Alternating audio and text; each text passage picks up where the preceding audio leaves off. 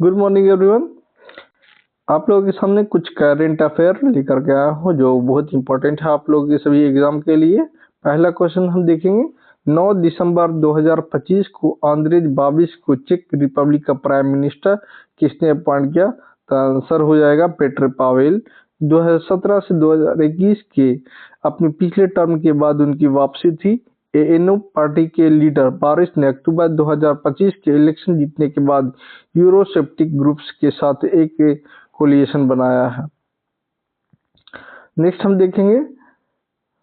दिसंबर 2025 तक पीएम सूर्य घर मुफ्ती बिजली योजना के तहत रूफटॉप सोलर इंस्टॉलेशन में कौन सा स्टेट पहले नंबर पर है?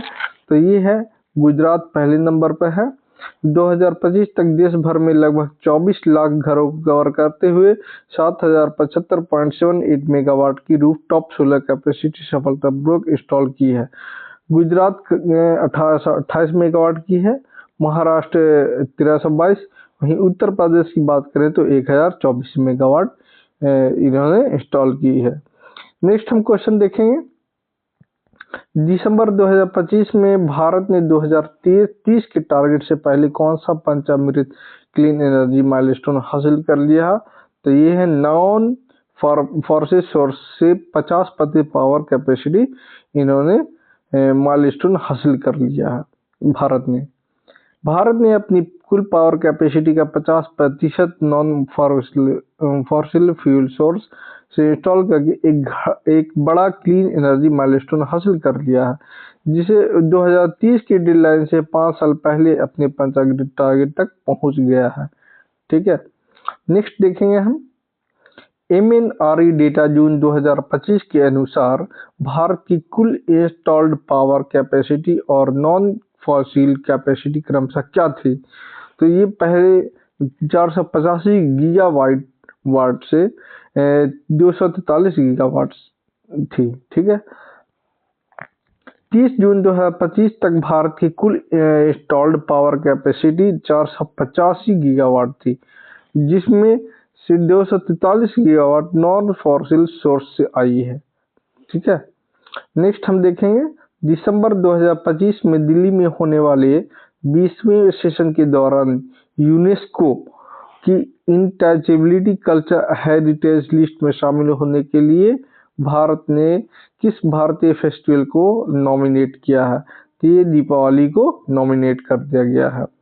भारत ने 8 से 13 दिसंबर 2025 तक नई दिल्ली के लाल किले में यूनेस्को की inter government committee for the safeguard of intangible culture heritage के 20वें सेशन की मेजबानी कर दी है।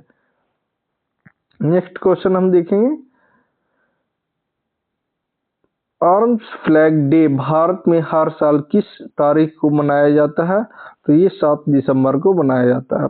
Arms forces flag day Bharat में हर साल 7 दिसंबर को आर्मी, नेवी और एयर फोर्स के बलिदान, साहस और सेवा के सम्मान में मनाया जाता है।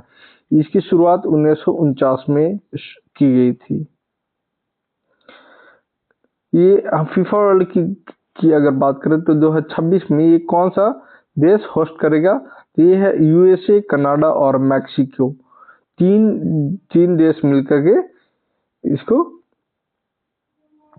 होस्ट करेगा 2026 में। फीफा वर्ल्ड कप 2026 इतिहास का सबसे बड़ा एडिशन होगा, जिसे यूएसए, कनाडा, मैक्सिको मिलाकर 11 जून से 19 जुलाई 2026 तक 11 जून से 19 जुलाई 2026 तक लगभग 16 शहरों में होस्ट करेंगे।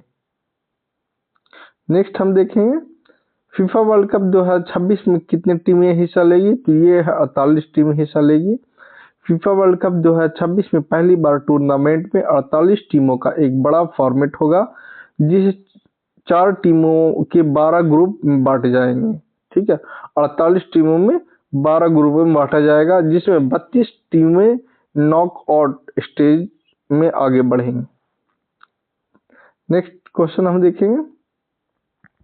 IGNCA द्वारा 7 दिसंबर 2025 को लॉन्च की गई किताब Bharat that India reclaiming our real identity के लेखक कौन है? अभिजीत जोग हैं।